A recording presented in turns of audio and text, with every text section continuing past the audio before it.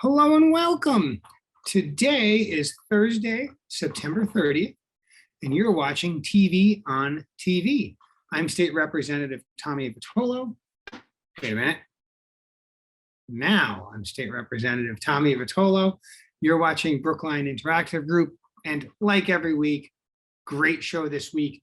Today, we've actually got a twofer. We're interviewing two women associated with Brookline's Women Thriving nonprofit. We're going to talk both with Ann Brackett, the co-founder, and with Bishnu Tamang, who is both a thriver and a board member. And it's really a great organization. I can't wait for those two to share all of the great things about that organization. But you're going to have to wait a couple of minutes because, as always, first, the news.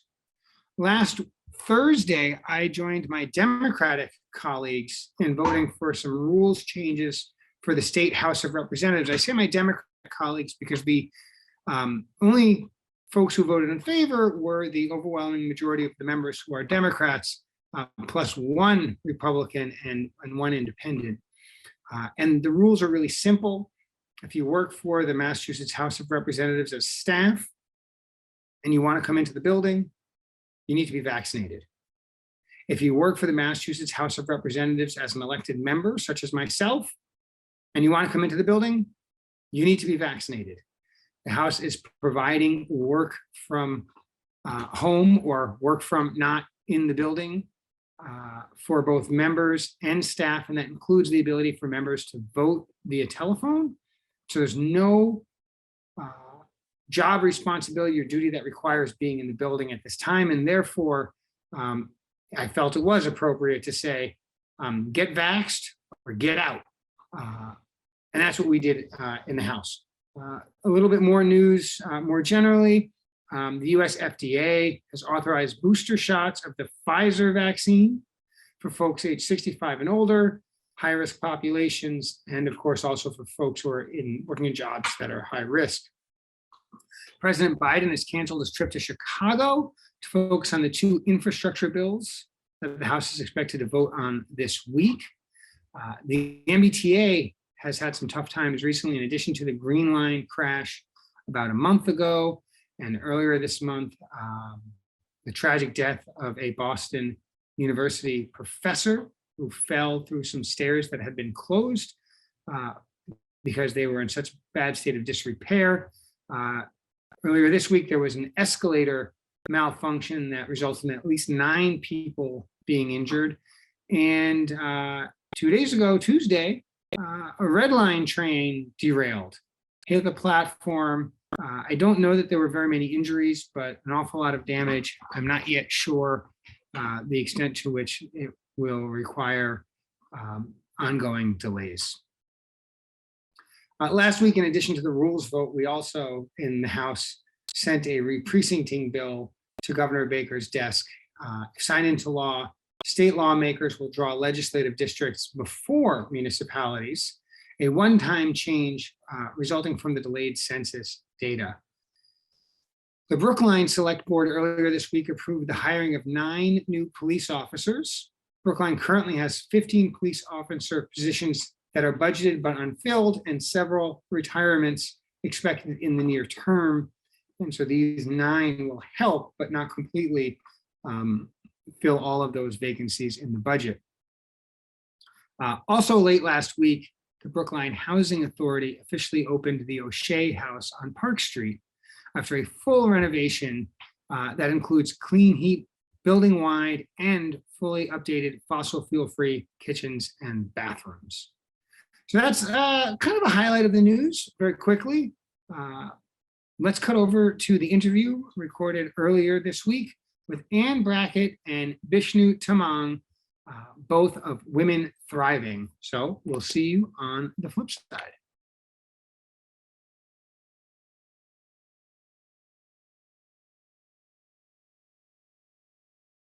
And as promised, we've actually got a double feature today. We're going to be talking about Women Thriving, and we've got not one, but 2 guests we're going to interview back to back. The first is Ann Brackett, who is the executive director, and the second is Bishnu Tamang, who has had several different interactions with the organization, and we want to learn all about that. But we're going to begin with Ann. So Ann, thanks for coming on the show today. Thank you, Representative Vitolo. We're very happy to be here. Please call me Tommy, but more importantly, answer the questions. And Okay. you're the director of Women Thriving. Everybody's in favor of Women Thriving, but what the heck is Women Thriving? Okay, Women Thriving is a nonprofit organization. We're not new. We've been based in Brookline since 2011. We are largely funded by the Brookline Community Foundation over the years and other foundations and our local donors. We started as a project of the Brookline Community Mental Health Center. For many years, we were with the center, and we incorporated as a 501c3 nonprofit in March of 2019. Our mission is to co-create opportunities for women who face economic, social, and racial inequities. And we do this opportunities to thrive through learning opportunities, leadership development, and community building. That sounds pretty amazing. And this is a Brookline-focused organization exclusively? It has been. In the last 2 years, we've started expanding, reaching out to other communities in Eastern Mass. And we look forward to doing that, but our base has always been in Brookline. I think that's great. And I'll sort of editorialize for just a moment here. Many people from outside of Brookline have this idea that everyone lives in a house identical to Tom Brady's with economic circumstances identical to Tom Brady's. And of course, that's not true. Brookline is, yes, a wealthier than average town, but individuals are not averages. We have the full economic spectrum. We have the full racial spectrum. We have the full spectrum of experiences in our very big community. And that includes women who are in a position to thrive if they get the kind of supports that anyone in their position would need. And that's why I'm excited to actually learn more about Women Thriving. Tell us about some of the ways in which you help women reach that sort of potential. Okay, so we have 3 basic pillars of our work. One is learning opportunities. Another is leadership development. And the third is community building. They all, kind of go together. So for instance, our learning opportunities, our workshop series, usually 4 to 8 weeks in length. Before 2020 and COVID, we did our series in person. Since March of 2020, everything has been on Zoom. And it's interesting to me because Zoom has been really helpful to so many of our participants, particularly, say, women with young children. So when we would have an activity, a workshop series or something like that, that was being held, let's say at the health department, people would have to worry about childcare, the weather, transportation, whereas Zoom allows people to participate without those kinds of limitations. So in fact, in the past year, we had growth in number of women participating and the number of workshop series. So last year, we did 30 small group workshop series, and those were facilitated by social workers and specialty instructors in many different areas, which I'll share with you. And last year was different as well, largely because of Bishnu's work, in that 60% of our participants were immigrants. So about half of them were Latinas, and we've been working with Latinas for the 4 years, I guess, specifically providing programming in Spanish. And then last year was our first year to offer programming for Asians and Asian Americans, programming that was specific for them. And we also have other programming that's open for everyone.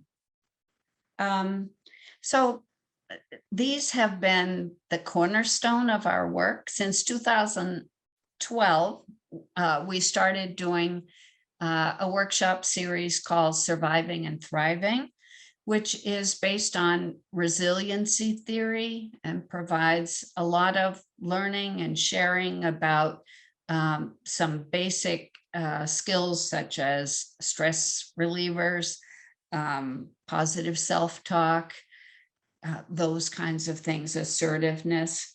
So we do a lot of different workshop series now. And last year, for instance, we did a lot around resiliency skills, including surviving and thriving and coping with COVID. We're doing a new series this fall called Transitions and Life Changes. And these are co-facilitated by social workers.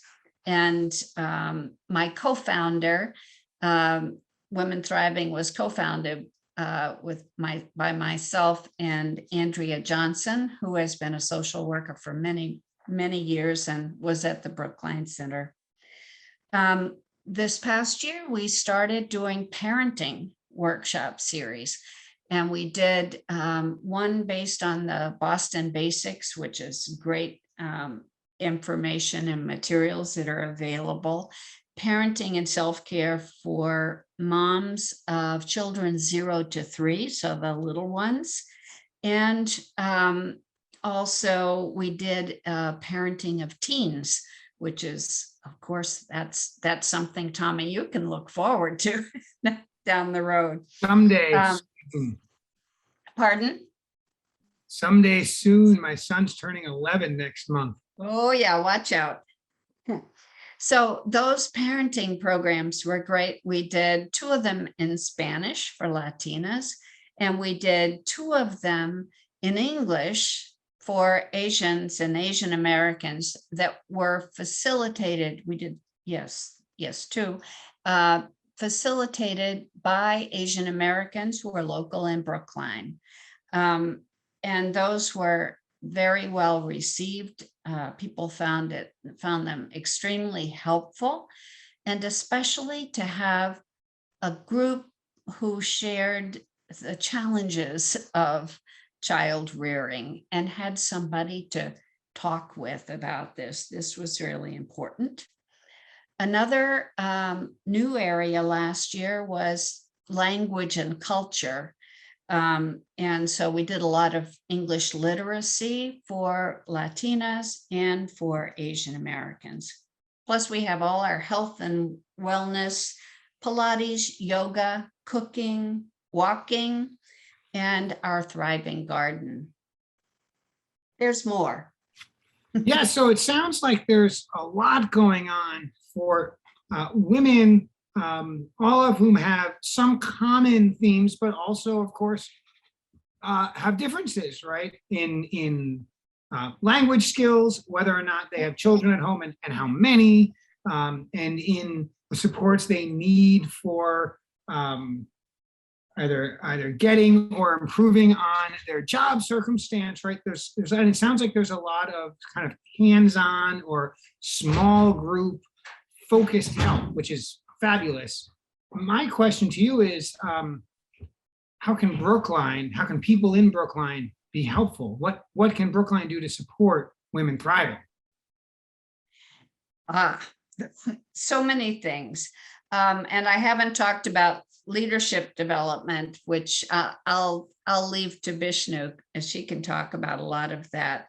But we count on Brookline to help us out, and a number of ways. One is women recruiting women to participate in programming. Just like Bishnu does, she has been grand at recruiting, especially Asian American women. And so it's to participate in activities, to volunteer, and to donate. Volunteers, we need volunteers to do a lot of things. It's not stuffing envelopes. It's not that kind of work, but it's creating workshop series or facilitating workshop series. For instance, this past year, Susan, I'm going to mess up her name, wonderful name, Emanuelidis, who is a choral director, longtime choral director in Brookline. And she started a singing group, which was so popular, and it's going to start again in January. So she volunteered to create that and to do that. How else? We need people to support our leadership development work, planning and coaching, etc. To support our working groups, help us plan our fundraising. And finally, we need your support from all the donors to help us function, because we can't function without you. We have a number of ways. Obviously, we accept donations at any time through our website. You can join the Circle of Strength, which is where people donate at different levels.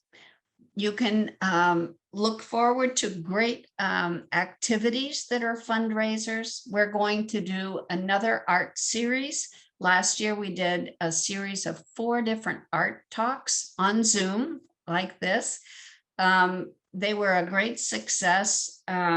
We had Karen Moss, Mara Hazeltine, Sharon Witham, and Laura Chasman, who presented their art, talked about it in an informal setting in which the people in the audience had a chance to answer questions, ask questions of the artist. What inspired you? How did you get started, etc. So those are coming up late October and November, and then in January, February, we have another group that we're working with, a wonderful Haitian artist from Boston, a Japanese stone carver, and Brookline's own Evelyn Birdie. We invite people, and these are such enjoyable activities, and they help us. We also do Amazon Smile. All you have to do is go on your Amazon and make sure that Women Thriving is receiving a percentage of what you pay. Lately, people have been doing Facebook birthday donations. Amazing that those come through with like $1,000 a pop, a birthday. So, this is something really easy to do. Well, I know I first learned about Women Thriving from my friend and yours, Chobi Hoy, who invited me to a fundraising event. And it was an art-related event in person before COVID, of course. Yes. And it was fascinating. It was wonderful. And it's sort of an example of how we as members of the community, and I think nobody does it better than Chobi, have a cultural and social obligation to bring others in to the great things about our community. And this is clearly one of them. And tell us the website. And then I'm really excited Yes. to hear from Bishnu. So let us know the website, and then Bishnu, be on the ready. We're going to talk with you in just a minute. Yes, it is Women Thriving MA for Massachusetts.org. Women Thriving MA. And we invite you to look at that and to see our board, see all our activities. We're working very hard to keep up with it and keep it updated. Not always perfect, but we're getting there. Well, And we thank you all. You bet. Thank you for all of your work in co-founding Women Thriving and for all of the years since. But I'm excited now to hear from Bishnu Tamang, who is a thriver, who's a board member, who's been involved in lots of different parts of the organization. Bishnu, how are you today? Hello, good afternoon. I think it's afternoon. I'm doing great. Thank you so much for pulling your little time out of your busy schedule. So I'm doing good. Thank you. It's my pleasure to connect with you and get to know you a little bit. I want to begin by sort of asking how you became involved with Women Thriving and what your early experiences were like.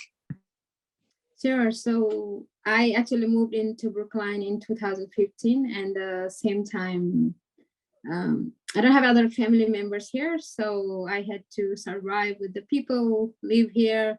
I have a child, so everything was new for me, and how people live here, how to take care of him. So one of my neighbor introduced me to Women Thriving, and they say there is a women's dinner night coming up soon, and then I think it's a good time for you to go and learn with them and then see the community resources. So that's how I went, and I had a first women's dinner night in January, I think, and then I attended so many workshop series. So they had a table set up, 5-6 tables, and each table have different workshop series, and I tried to click as many as I could because I had to learn, and I had to learn for not only for myself but for my son as well. So that I think I pushed myself a lot towards, and so other event, the workshop I attended was we did the interview, video editing and filming at the Big in 2014, and at 14 I think, yeah, no, not 14, I came in 15, so it's maybe 15, 16. So after that, yeah, we were 5-6 women's, and then it was very welcoming. Everyone was very diverse in culturally, language wise, everything. So that was a good experience learning with them, and since then I'm here until now and continue to be with the Women Thriving. Can you share with us, if you have one, a particular workshop or leadership development event that you felt was particularly meaningful or impactful in your life? Was there one that sticks with you? So for me, everything had this workshop has different value, different things to teach. Though I don't have much money, but I did attend a financial literacy class because money management is a big thing. And then the other thing I attended was a healing through art series with the Brookline Art Center. And then that was a very good experience. It was, I think, 8-week series.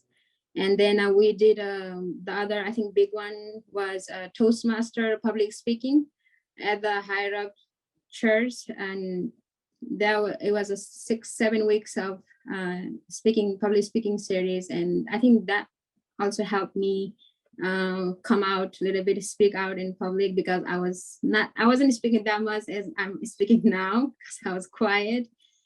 So that has helped me come out, accept myself to build a little bit of confidence and speaking in public a little better. And then I think I attended many more. I don't remember really. The other thing is we still do.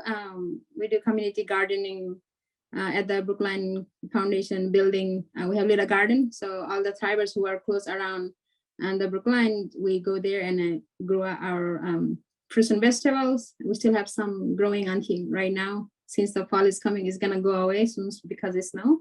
And then the other one was we had a long training of leadership development with Anne, and then yeah, some I don't know who else was, I don't remember, but we are 6-7 leadership members. We attended the training, and then part of the training, how to reach out to people in the community, writing emails, using proper language. So that was, and then being a leader and lead a session. So after the training, all of us had a work. Some had a Spanish group, so they run their Spanish sessions, and I had since there's no one who speaks Nepali, so I did English art classes for mothers and children. And then on the spring of 2019 or 2020, I think, and then another friend did a poetry series. So it was a good learning experience, and I felt good that after I completed the session and be able to lead the people, and then I am the leader of that. So well, I love that you mentioned the Toastmasters. I'll tell you just a little secret. I speak in public a lot, and I'm to this day always very, very nervous before I begin speaking. Every time, no matter if it's in front of 5 people or 500 people. I think I do a pretty good job, and I should feel very calm and confident. But in fact, my stomach is always in knots and turning upside down before I am to speak publicly. And I hide it. I don't, nobody knows, but I feel it inside. And, you have to just say what's in your heart and say what's important. And it will come out of you one way or another, I think. It's clear that some of the leadership seminars and work that Women Thriving has, that you've participated in with Women Thriving has been effective because now you're a leader in Women Thriving. Tell us about your role with the board and in servicing others through Women Thriving. I'm dying to learn about it. Sure, definitely. So though I'm on a board, and I I'm on a leadership team, one of the member. I do a lot of recruitment, reaching out to people, either through the email or through the organizations or places, and post a flyer or send email or call them, contact them.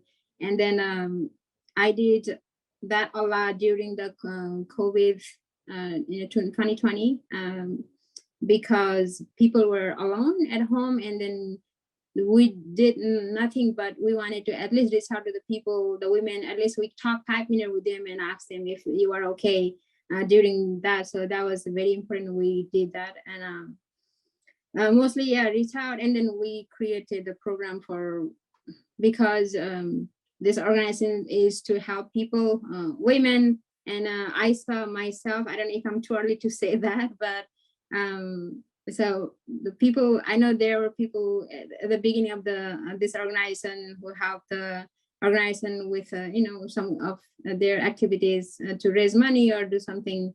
I see only me that has Asian structures in face in the organization. I say, we are here to help, and I think the organization needed to grow. So I had to sit down with Anne and talk about how can we be more approachable to more wider community, wider people. And then that's how we come up with creating different classes, different groups for a specific, either Asian, since I'm here, then Asian only don't have one kind of people. There are so many, but we come out, the common language will be English. So we created an Asian group and then a Spanish group. So that's how we had a different activities, different approach we created to reach out to people. So really, there's a lot going on, and really exciting. Bishnu, do you have any vision for what comes next for you, for Women Thriving? Tell us about what you see coming down the road. Actually, I think myself, it's been since 2015, and I feel myself I'm going towards a nonprofit field that is going to be long life. I will be involved with either working, volunteering, or do anything, and had a opportunity that I wanted to grow more, and I want to learn how to fundraise, how to ask money with people, how to create a program more appropriately. I am for that and found a training see that I will be good. So I am actually I have started last Friday with a Metro West nonprofit network, and they teaches nonprofit management. So they will I just started, and I have a 12 weeks to go, so that will teach me be more better, more skillful. So I feel I will be more helpful to Anne. Right now, coming out with a specific, I don't have exact right now with me what I will be doing, but the Asian group that I have, I want to keep continuing, or the language programs that we created to serve the community of any different languages. Right now we have Spanish and Asian communities, so that has to be continued ongoing, no matter of what their income levels. Immigrants have a difficulty. As soon as you can be very high professional back in your country, but once you hear out of any circumstances, you start with zero. I had my English, I had done a master English, but when I came here, my English was no word, because every kid here, they born and they had a first language English. So that is something priority I have seen, and that will be continuing. So definitely the funding will definitely help to recruit more teachers, create more continuous programs. It doesn't have to be once a year, maybe twice a year, or one morning to an afternoon.